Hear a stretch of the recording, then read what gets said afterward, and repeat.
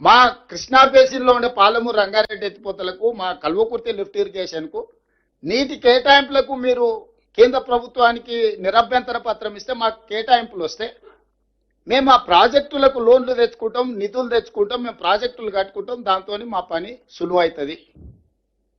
మీరు వాటికి వచ్చినప్పుడు కృష్ణా బేసిన్లో ఉండే ప్రాజెక్టులకు అభ్యంతరాలు పెడుతున్నారు, గోదావరి బేసిన్లో ఉండే ప్రాజెక్టులకు అభ్యంతరాలు పెడుతున్నారు.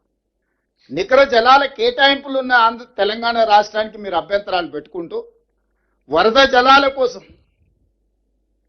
మూడో పంట కోసం మీరు తాపత్రయపడుతున్నారు. మొదటి పంటకే మాకు లేవు, మా తాగునీళ్ళకే మాకు సమస్య ఉన్నది.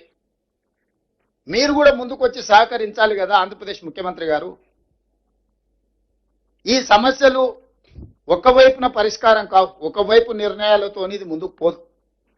ఇరువైపులో చర్చించుకోవాలి, చర్చల ద్వారానే పరిష్కారం వస్తుంది.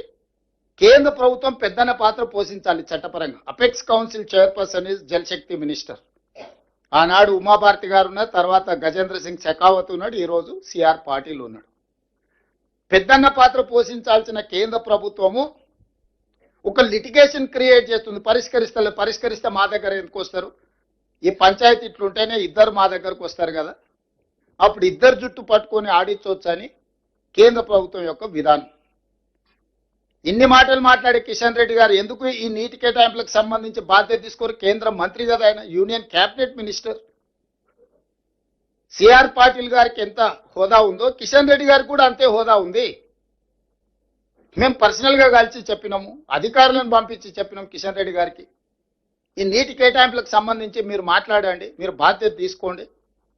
ఇప్పుడు అదే ఆంధ్రప్రదేశ్ నుంచి రామ్మోహన్ నాయుడు నుంచి అందరూ పోయి ఆడ కూర్చొని ఆంధ్రప్రదేశ్కు నీళ్ళు ఎట్లా తీసుకుపోవాలనో table to table, office to office తిరుగుతున్నారు ఆంధ్రప్రదేశ్ మంత్రులు.